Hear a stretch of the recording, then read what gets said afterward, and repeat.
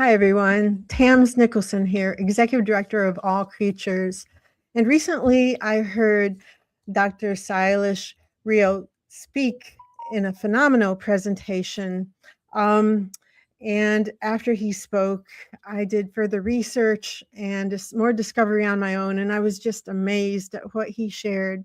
And today he's been gracious enough to join us to share that extended presentation with us and anything else he would like to talk about concerning it. And I am just so delighted to have him here with us today. Let me tell you a little bit about him. He is the founder and executive director of the Climate Healers, a nonprofit focused on healing the Earth's climate. A Stanford-trained systems specialist with a PhD in electrical engineering, he spent 2 decades helping build the modern internet, designing communications protocols now used in all of our connections, and earned multiple top industry honors for his innovations, along with dozens of papers, patents, and contributions. In 2006, he shifted full-time into environmental and animal advocacy. He's the author of 4 books, an executive producer of several influential documentaries, and a leading HEAL, which stands for Human, Earth, and Animal Liberation Activist. He has received major awards for earth protection and nonviolence, was named Climate Hero by The Guardian in 2023, and serves on advisory and leadership councils in advancing plant-based solutions for the people and the planet. And I'm just so delighted to invite and have him here with us today. Thank you so much, Tams. Thank you for that gracious introduction. Well, I will, did your presentation load well? Yes, it is. It seems to be on. Okay. Well, I am going to get out of the way, and I can't wait to hear you share this. Thank you. Thank you, Tams. Yeah, let me see if I can share this. Present.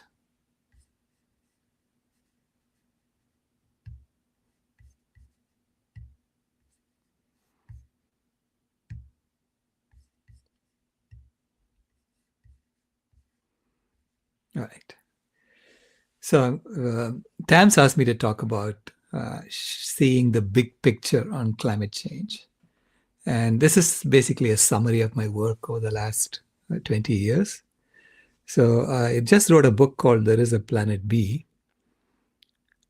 And it is a way of looking at the system solution to the environmental problems that we're facing, the planetary scale environmental problems.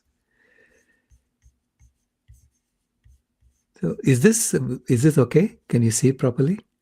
Yes, it's very good. Thank you. Okay, good. So let me go to the next slide. Share this.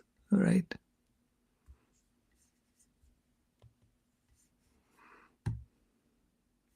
Oh, there you go. All right. So first of all, I'm a systems engineer, as Tam said. And a system is an organized framework for accomplishing an objective. And we have systems all around us. We have engineered systems that humans have built. And nature has lots of systems as well. We have systems in our body. We have a circulatory system, a digestive system, an immune system, and so on. And when all these systems are working well, then you're healthy. Okay. But if any one system fails, it can bring down all the other systems. So it's essentially like there are lots of interlocking systems in a human body that keeps us alive. And if a circulatory system fails, that's known as a heart attack, and you could literally die because all the other systems fail because the oxygen is not getting to the cells in the body. Now, the Earth has several life support systems. Systems for maintaining the oxygen levels in the atmosphere, for cleaning the water. It has systems for cycling the carbon, systems for cycling nutrients. So we have, these systems, when they all work together, the Earth is healthy. What we have done with our human engineered systems is that we have caused several of the life support systems on Earth to go outside the range of healthy operation. Okay, so this is what the Planetary Health Check report has been presenting over the last 10 years, I think. The first, no, more than 10 years. The first Planetary Health Check report came out in 2009.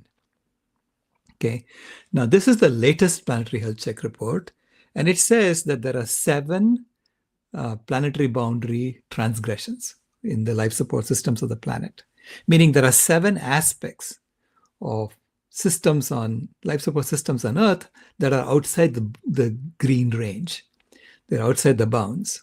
If any one of them is left there, eventually it'll kill all of us because it's outside the range. So it's very, very important that we bring all of these back to the green zone. Okay?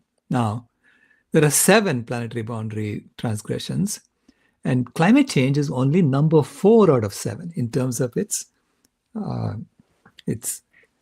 importance in the planetary boundary transgressions. And yet, the media is only focusing on climate change.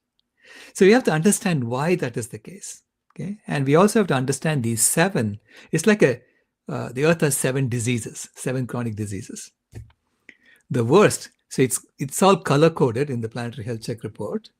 If it is in the yellow zone, it means that it's gone outside the bounds, but it's probably easy to bring it back. And the one that just went into the yellow zone recently is ocean acidification. That just went into the yellow zone in 2025. The next is freshwater change, and you can see so it's basically the freshwater cycles of the planet. We have dammed all the rivers and we have messed it up. Okay, we have chopped down forests. So we have impacted the water cycle of the planet, and that's now in the yellow zone. The next is land system change, and you can see it's in the orange zone. So you can see orange is worse than yellow. In the orange zone, and that is we have taken away land from nature and using it for ourselves, and it is basically wild animals don't have enough land to live on, and they're dying as a result of that. So when we talk about the color coding, it's all with respect to the biodiversity of the planet and how we are impacting life on the planet. Next is climate change, and you can see climate change has 2 segments to it. You see the CO2 segment, it is still in the orange zone. That's called CO2 concentration in the atmosphere. That's in the orange zone. And then there is the radiative forcing that is in the red zone. So this is the assessment that's been made by scientists who are working at the Planetary Health Check report. And media is focusing mainly on CO2 and mainly on climate change, and within climate change, mainly on CO2. Okay, so we have to understand why that is the case. Okay, but when you look at the radiative forcing, it's in the red zone, and that is worse than the CO2 concentration. So, but I see climate change as number 4 out of 7. Then comes the nutrient cycling of the planet, biogeochemical cycles. So there is a phosphorus cycle that's in the extreme red zone, which is even worse than climate change. And then there is the nitrogen is in the extreme red zone, and then the phosphorus is just got into the red zone. And this is mainly from fertilizers that we use to grow crops on land. And those fertilizers then run off into the water, and they over-fertilize the bottom of rivers and oceans and basically cause life to die out. So we have lots of dead zones around the world caused by this, and that's killing more life than even climate change. And then you can see the next one is novel entities, and that's in the purple zone. Purple zone meaning it's at high risk of destabilizing the life support systems of the planet. You absolutely have to address this as quickly as possible, because it's like a fire that could run away, right? So it's a purple zone. Now, what is that? It's all the chemical pollution that we are putting into the environment. And I think the estimate is that we are pouring about 220 billion tons of chemicals into the environment every year. And these chemicals don't go away. So they stay in the Earth system and they accumulate over and over. Now the plants, so it's basically now it's all in all the water around the world, and the plants absorb the water and then they filter it. So all the chemicals, a lot of the chemicals are now stored in the plants on Earth. Mainly trees have stored a whole bunch of them. You can see it in the branches and in the trunks of trees are full of these industrial chemicals. I know this because we did a documentary called The Human Experiment, and it's all about the chemical pollution of the planet. That's the first documentary that I worked on in 2013. And the reason I did that is because when I was studying the systems problem on planet, I was doing my field research work in Rajasthan, India. And the women in Rajasthan die 8 years younger than the men. And the reason is that they are the ones who do the cooking. And every time they cook, it's as if they're smoking one pack of cigarettes. That's how much it was impacting their lifespan. Okay, and you ask, why is it the equivalent of smoking one pack of cigarettes? Because the wood that they were burning had so much chemical pollution. All these industrial chemicals were there. So this is how chemical pollution is killing more life than even nitrogen loading or climate change. Okay, the chemicals are in the plants and the animals are eating the plants. They're storing the chemicals in their bodies and they die as a result of that. And then people who eat the animals are getting concentrated doses of these chemical pollution. Okay. Then finally, biodiversity loss is the worst of the lot because everything impacts biodiversity loss and biodiversity. So the biodiversity is in the purple zone. It's actually the loss of species is now 1,000 to 10,000 times the background rate. That's how bad it is. And so now you ask, okay, this is the system issue that we are facing on the planet. And the two things that we really absolutely need to address are biodiversity loss and chemical pollution. And yet everybody is talking about climate change. Everybody only focuses on climate change. You ask, why is that?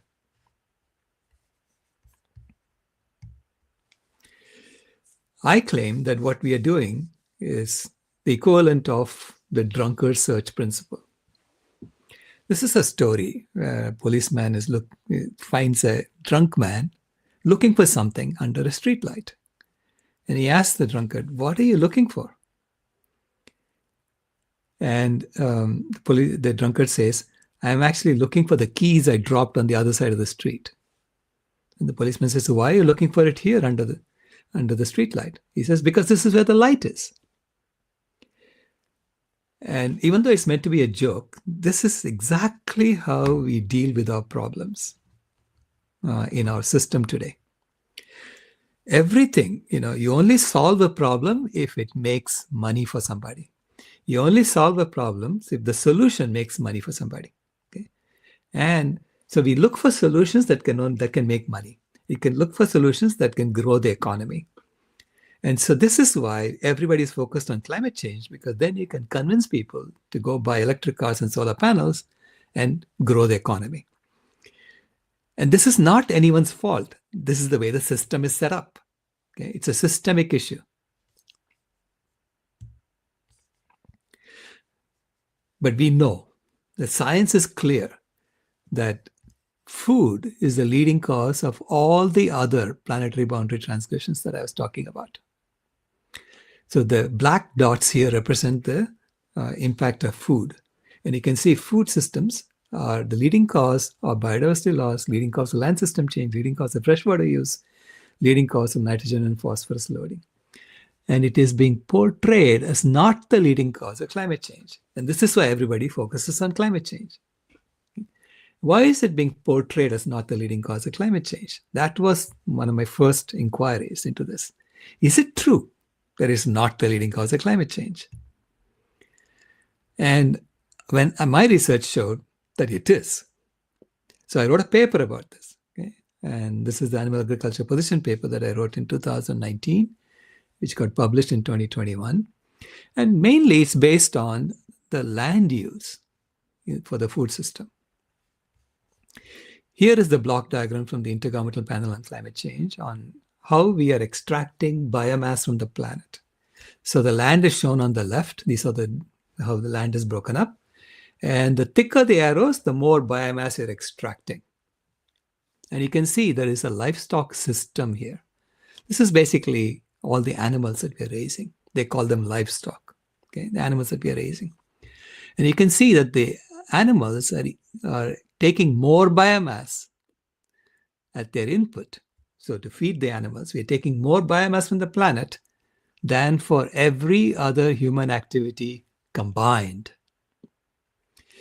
So the animals are eating all this food, and they're producing, you can see the thin arrow that comes out on top, that's the food that the animals are giving us.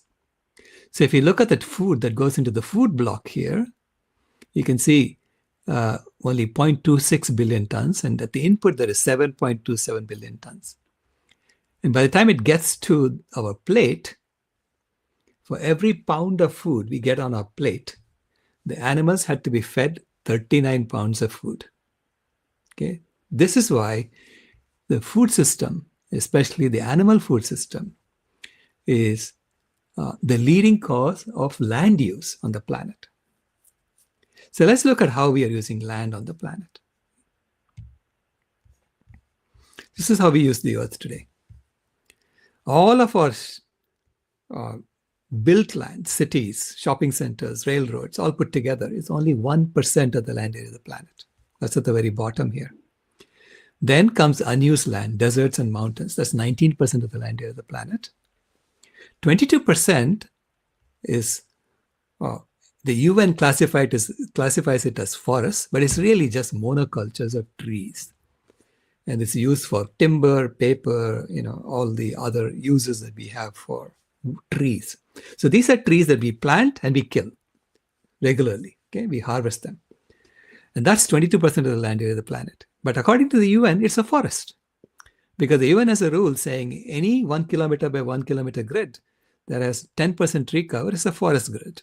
So that's how they classify forests. The original forest is only 9% of the land area of the planet. 37% is grazing land, on which there used to be forests and we have chopped it all down. And we're trying to grow grass on that land so that our animals can eat the grass. So that's grazing land, 37%. And then cropland is 12% of the land area of the planet. And half the cropland output, according to the fifth assessment report, it is half.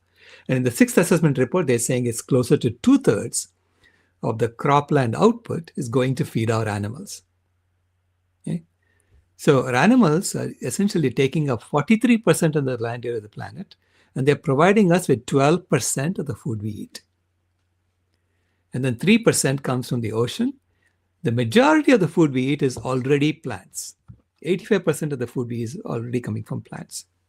Now our animals are not only providing us with food, they're also providing us with skin and blood and bones for other purposes like glue and shoes and clothes and so on. Okay? So that's another small percentage of the rest. So if you want to solve our problem, you have to eliminate this entire. So I ask, what would happen if we eliminate the entire animal agriculture industry as quickly as possible? That's what we need to do. Then you can restore, you can change this forest from 9% to 40%. Okay, that's the thing. So for that, you have to go vegan.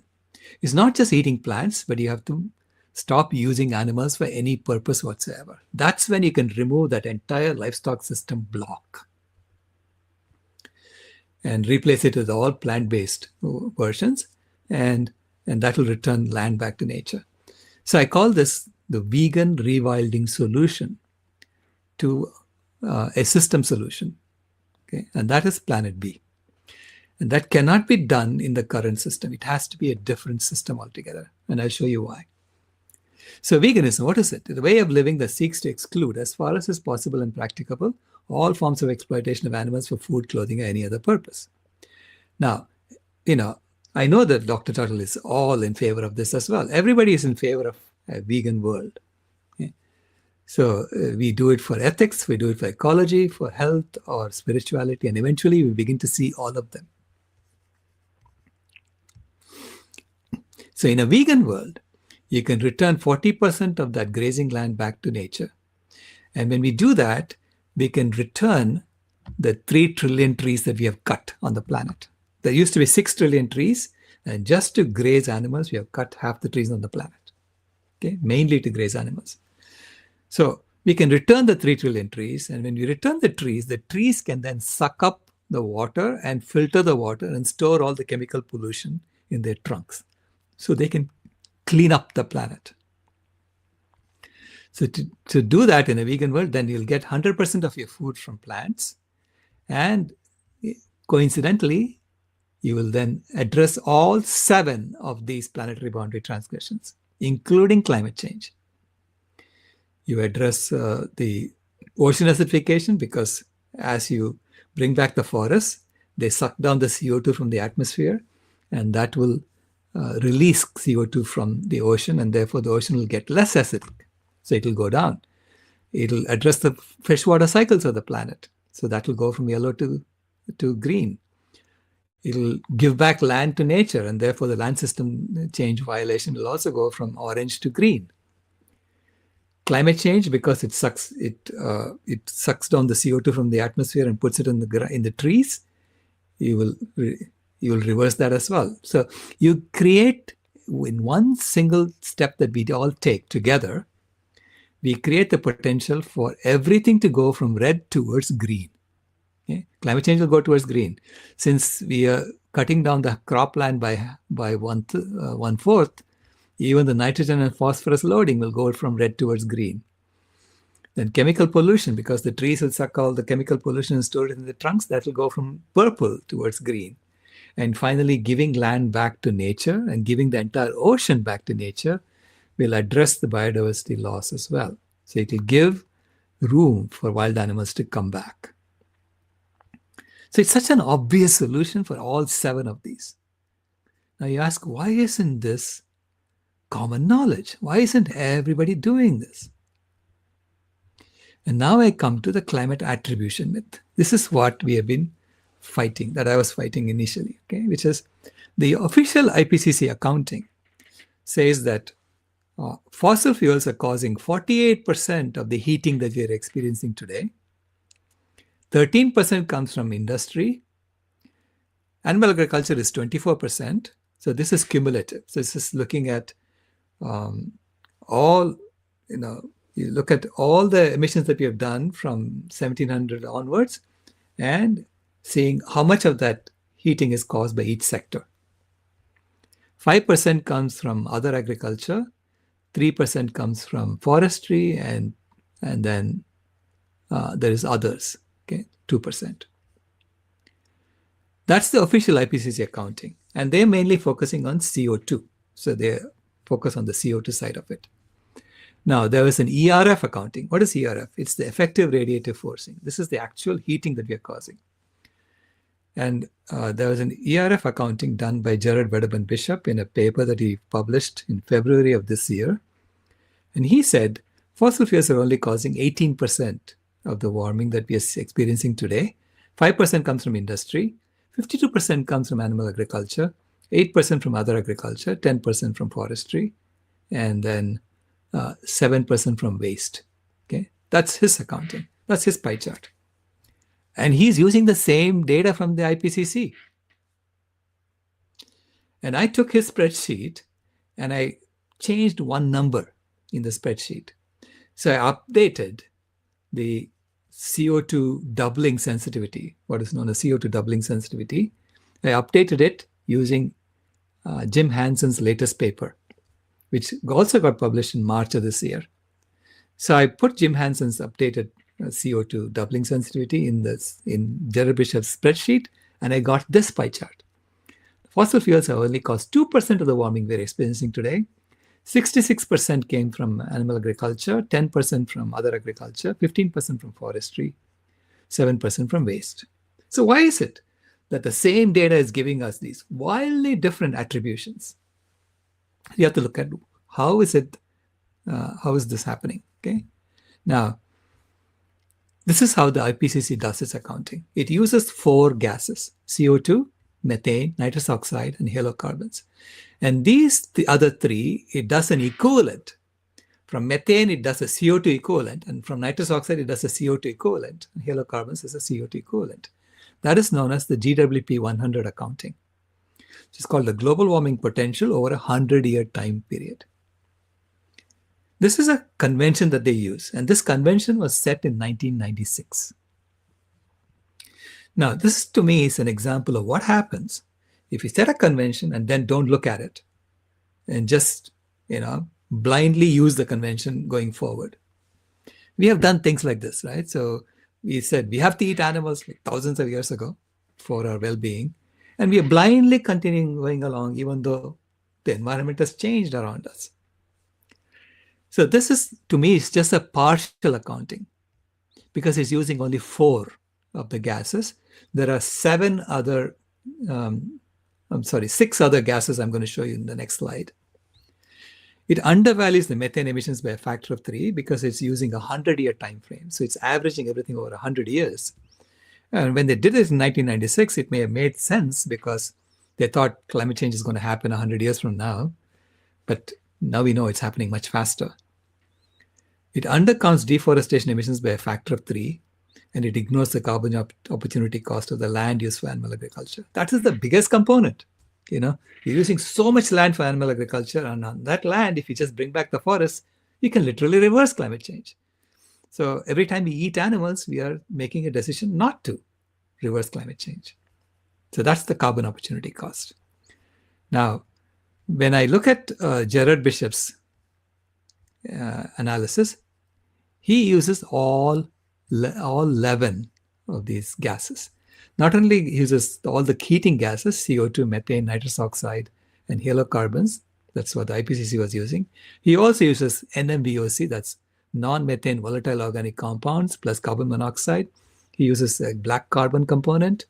Then he uses all the cooling effects, sulfur dioxide, nitrogen oxides, ammonia, organic carbon, and surface reflectivity called albedo. He doesn't include carbon opportunity cost. Okay, so that's extra. Now, carbon opportunity cost is something that you add on top of. So you don't have to do it in the attribution, but then you know that when you add it, it can go over 100%. This is why when he does this full accounting, animal agriculture becomes 52% plus carbon opportunity cost. So it goes, in my opinion, it goes over 100%. It keeps going up.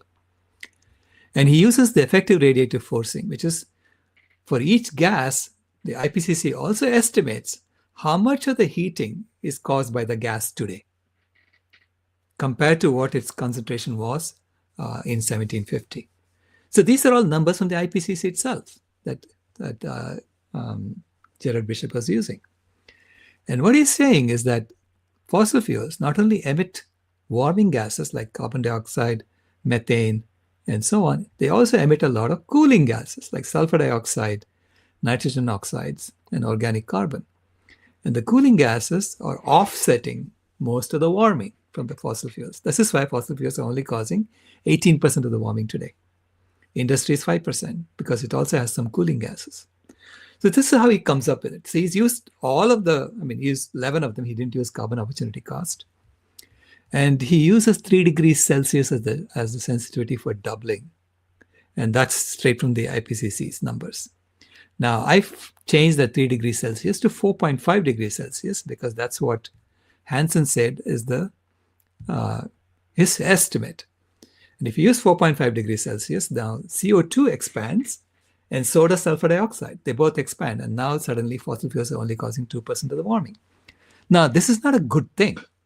It means that if I wave a magic wand today and eliminate fossil fuels and replace the fossil fuel infrastructure with solar panels and electric cars overnight, you will instantly see all these cooling gases disappear within 2 to 3 weeks, and the warming on the planet will increase by 50% to 90% in 2 to 3 weeks.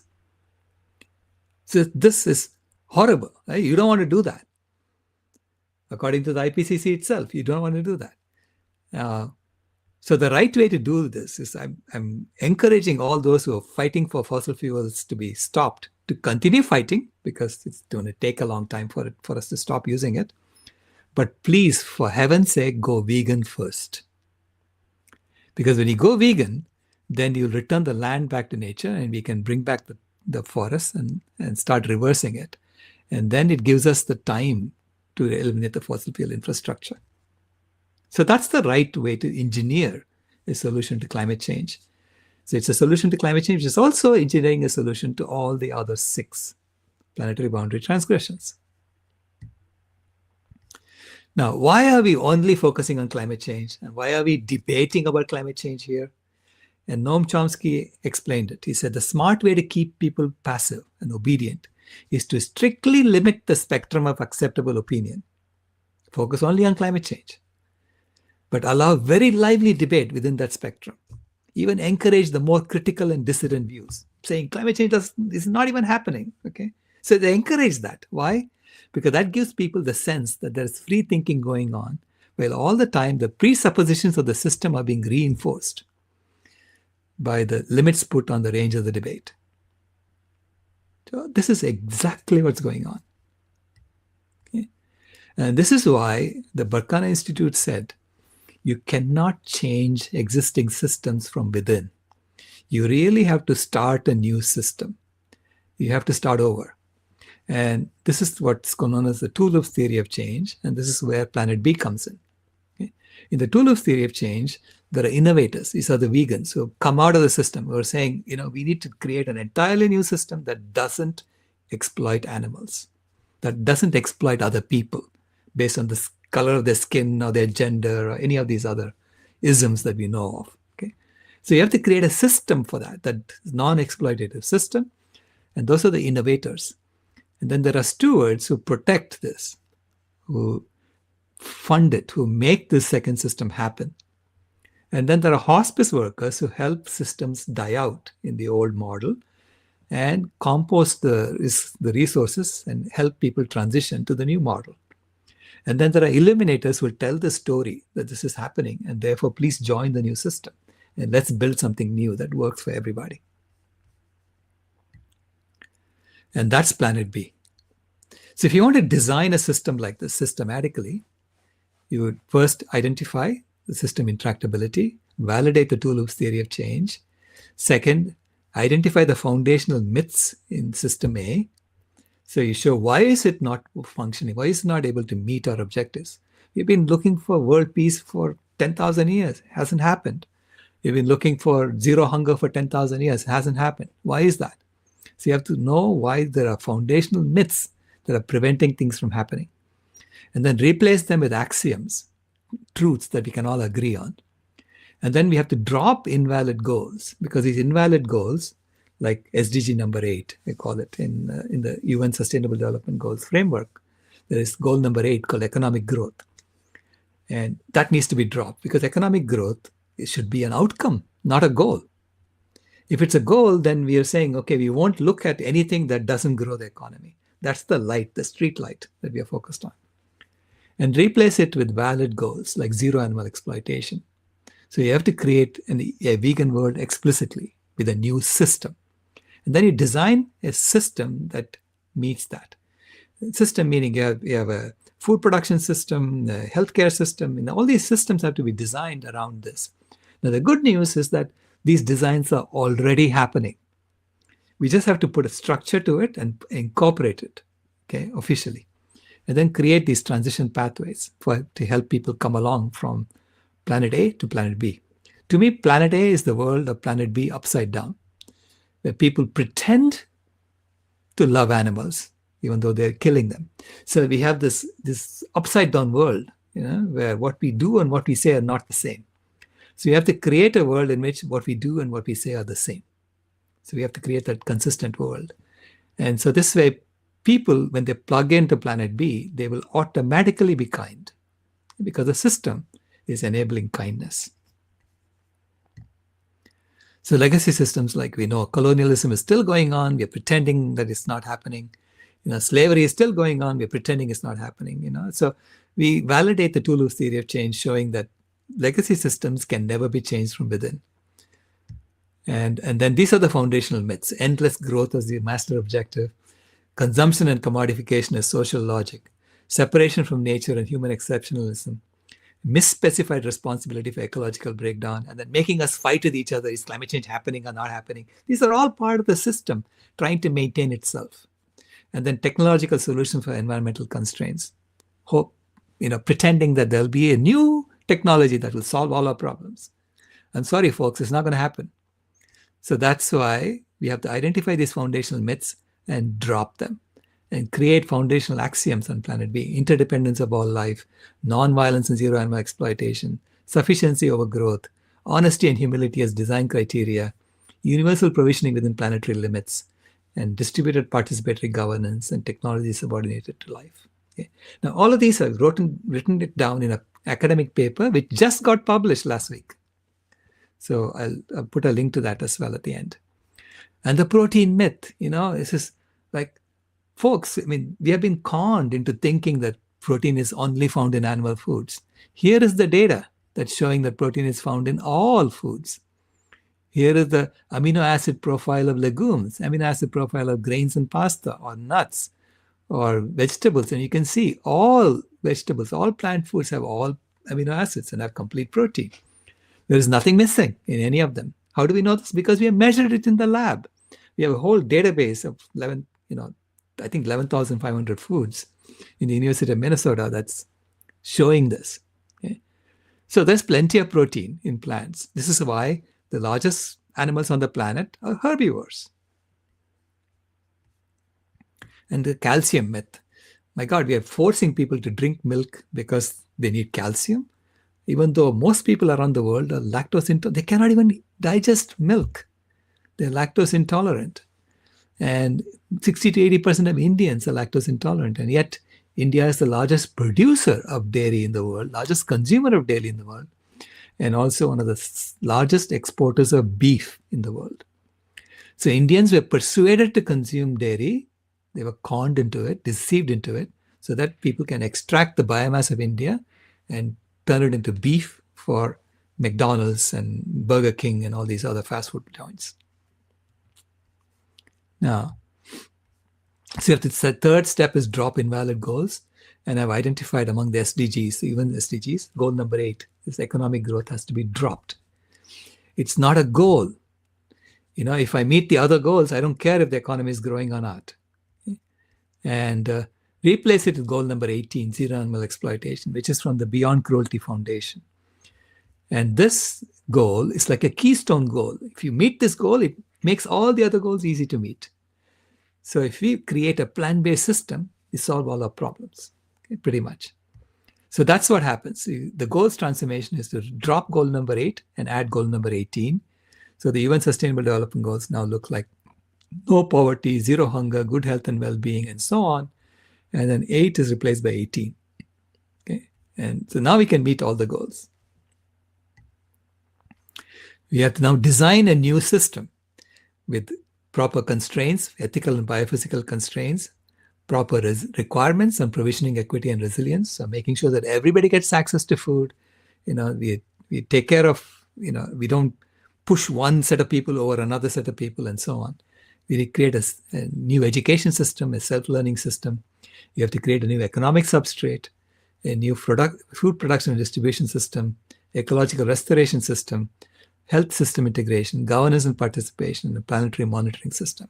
So we need to make sure that we are seeing that everything that's red today is going towards the green zone. Now, all of this, all aspects of all of this is already being worked on. That's the good news. But we just have to adopt it. We have to formalize it, adopt it, and give them resources to actually build it properly. This is the transition pathways. Normalize plant-based living fast, transform institutions simultaneously, frame veganism as a justice issue, not just a personal choice, leverage technology and media, build local self-sustaining models. So we have to have experiments going on in cities, land corridors, new economic ledgers, make plant-based the easy, affordable default, and activate courageous leadership. So we want leaders to step up and say, A vegan world will solve all our problems. Say it. Let's say it. Okay. All of us can say it too. And we have to do this as if our house is on fire. Because it is. When a house is on fire, we don't ask what is for breakfast, what's for lunch. We form a bucket brigade and put out the fire first. The same thing has to happen on the planet, because there used to be, the Planetary Health Check report of 2009 said there were 3 boundaries crossed. In 2015, they said 4 boundaries crossed. 2023, 6 boundaries crossed. And 2025, there's 7 boundaries crossed. If this is not a fire, I don't know what is on the planet. I mean, we may not see it as a fire, but there are fires going all around us. There are lots of fires going on at any given point in time. And the fires are getting bigger and bigger. So we have to address this. And this is a map of the world that shows all the vegan restaurants and all the vegan establishments. And you can see veganism is everywhere. Yeah? Wherever there are people, there are vegan establishments around.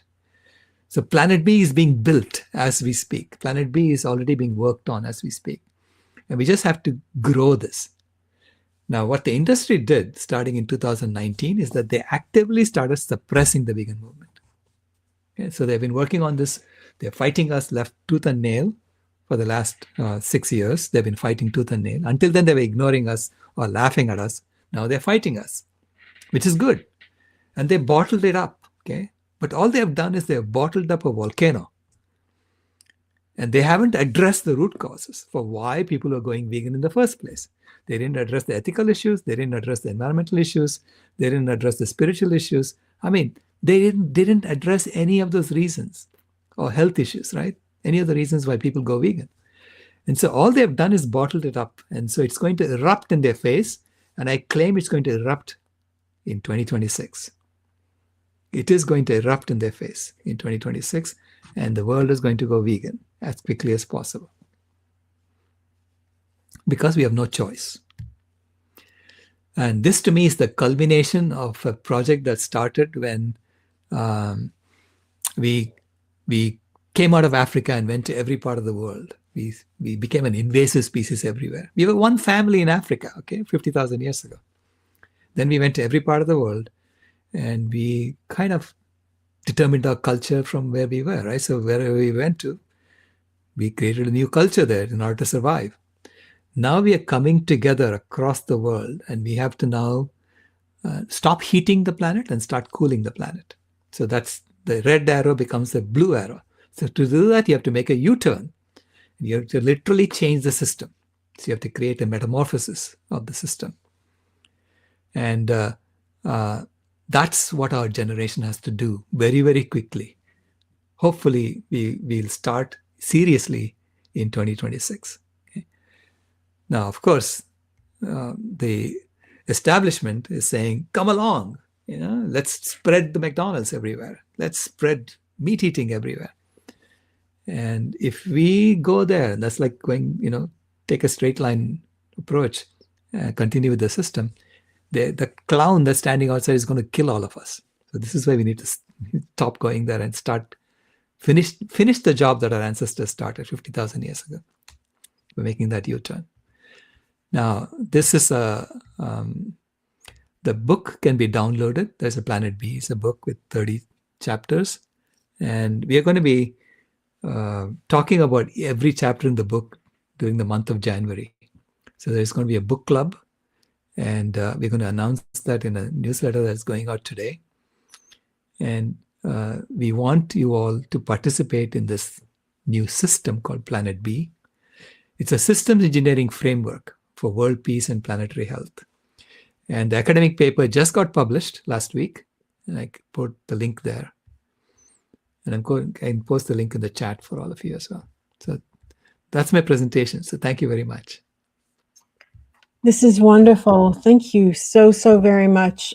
We do have questions in the queue, and I want to take and first, there was a statement made early on by Maynard, and I really want to highlight it. He was talking, as you were reading about the different systems, he's like, make a list in order of urgency. So what I want to ask from this, thinking about our viewers who may have never heard of any of this before. So here you have everything outlined in such a thorough and wonderful way. If they want to feel like they're contributing today, what do you suggest in that list? What would be first from your perspective? Yeah, it's actually the food production and distribution system. Turning that from 85% plant-based to 100% plant-based. Right now it's 85% plants already. We have to turn it from 85 to 100%. And making sure that so the food distribution system, we need to make sure that everyone has access to adequate nutrition. How do you do that, right? I mean, to me, going to plants gives us a lot of advantages, but it's also, you have to create enough variety in the foods we eat. So how do you achieve that variety? And I have this great idea. I mean, came up with this great idea. I don't know if you want to, let me explain it to you. Yes, please. Yeah. Imagine that so the main problem people are facing is that we tend to get into a rut. We cook the same things, or a few different dishes, and that's it. We don't go beyond that. Now imagine that you cook for the whole week. You cook one meal, okay, for the whole week. So 21 servings or something. And then you go form a potluck with your friends and neighbors. Everybody brings these healthy dishes, but everyone is cooking something different. There are people who are cooking appetizers, people are cooking desserts, people are cooking main courses, and so on. We come to a potluck, we eat, we sample everyone's food, and then we take leftovers back for the whole week. Now, suddenly you have access to a variety of foods, and you're creating community in the process. So that's the idea. It's like a weekly potluck in your community. And you demonstrated that for those of us who spoke at the Parliament of World Religions. You cooked up a delicious stew. Right. And I just love the community and conversation that was born from that. It is such a powerful thing to do. And for anybody listening, I encourage you all to really delve into how you can do that in your local community. For example, I had a Thanksgiving Day ethical vegan faith-based potluck at a local parish where we really did the same thing. We all brought our own vegan food. It was so delicious, and we all took home portions of each other's meals, and it was really wonderful. So Thank you. Thank you. And now I'm going to go in order of how the questions were asked. So the first question is, does rights for any individuals make sense in this ecological view? Yeah, it's a good question because we have been in a rights-based framework, on planet A. And responsibilities come from, jobs you do, okay?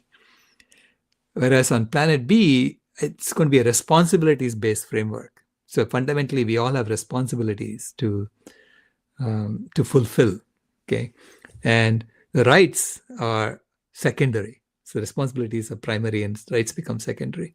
So it's a different way of organizing governance and legal frameworks. That's how I would see it. That's a good question. Thank you. I mean, I think this is the time for us to be very creative and to figure out how to bring everyone along, okay? Not just all human beings, but also all animals. We have to make this shift happen. Otherwise, everybody is going to die. It's like, oh my God. Yeah. Some of our leaders, like Jeff Bezos, is proposing that we go to the moon and start building data centers on the moon. So you don't have to do that. You just have to look at the system and figure it out right here on Earth. Thank you. Our next question is, can the systems of action theory of Talcott Parsons light the way here?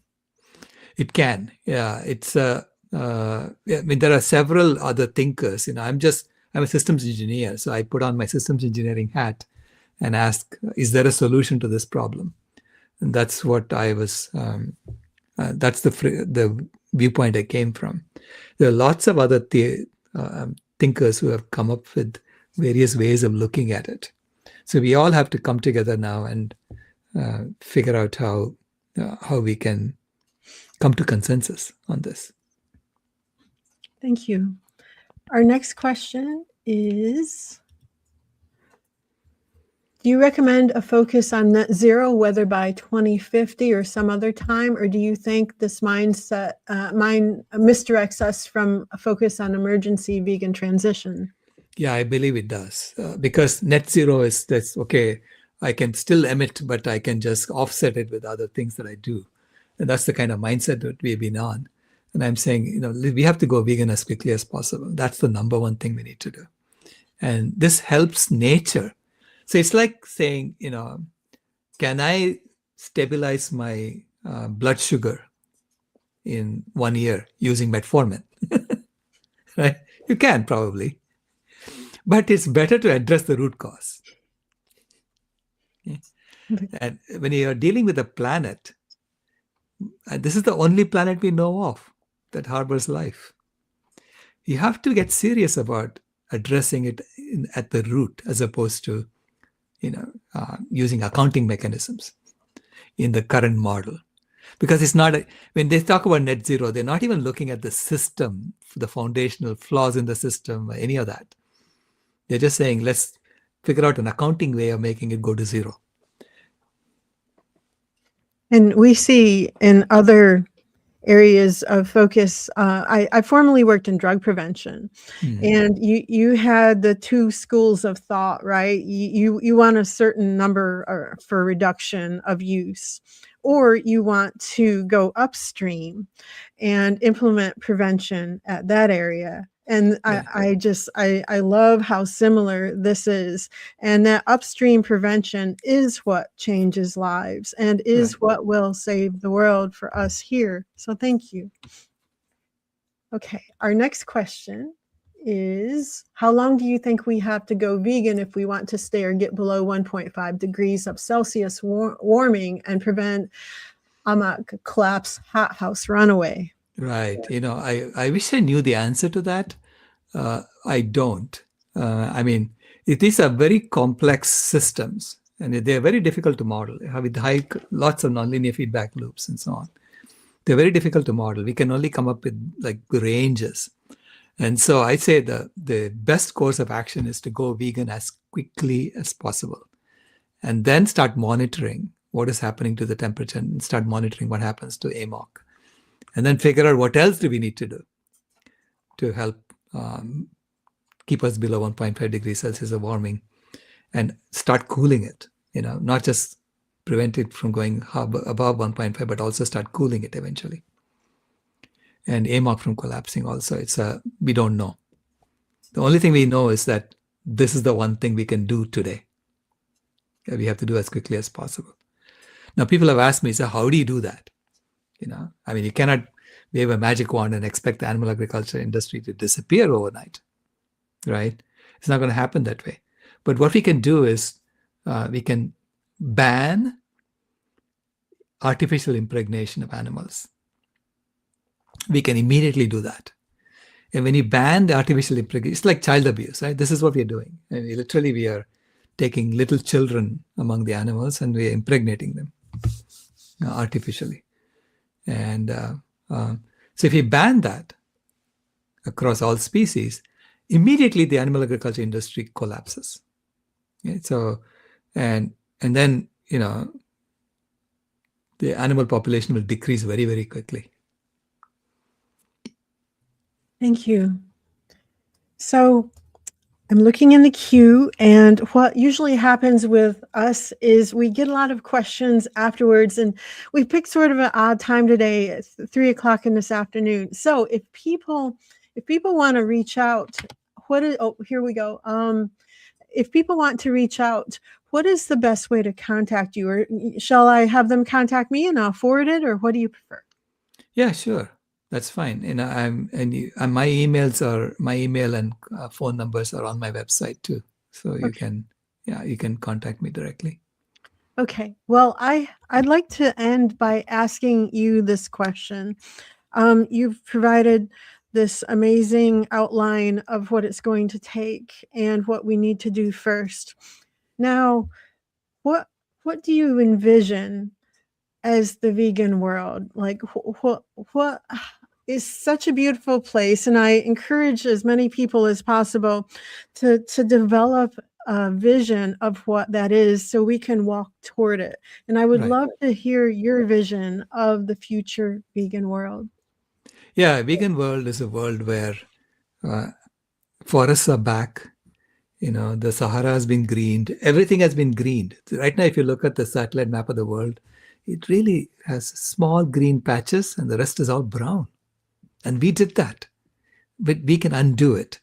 So it's a system where we are routinely giving more to the planet than we are taking from the planet because the system is set up that way. And the animals are no longer afraid of us. The animals are living their lives and we are living our lives, and we are saying, you know, um, we don't bother you, they don't bother us. That's the kind of life I would like to see for our children and grandchildren going forward. And that transformation needs to happen with our generation. So my expertise is in systems engineering, and that's what I bring to the table. And I'm offering you my whatever I know. There are others, because ultimately it's engineers who built the world that is unsustainable today. And engineers can rebuild the world to make it sustainable. And there are lots of my colleagues who are ready to work on creating that vegan world. They just have to be given the resources to do it, and you have to ask them, can you do it for us? And there are lots of us who are waiting to be asked. That is so true. And there was a documentary that I saw a long time ago. I believe it was called The 13th Hour. And for every problem, they also included multiple solutions or envisionments of solutions. And Right. I think that is so important. So thank you for sharing your vision with us and your knowledge. And this has been most wonderful. I am just grateful for your time and your work. And to our audience, please share the videos that we are producing now so more and more people can hear about the importance of veganism. And please also visit. Would you like to say your website name again? I think Sure. you have more than one, don't you? There's more than Climate Healers, isn't there? There are lots of microsites under Climate Healers, but just go to climatehealers.org. And then from the panels on the homepage, you can get to all the microsites as well. Awesome. Well, thank you so much. Thank you. Bye, everyone.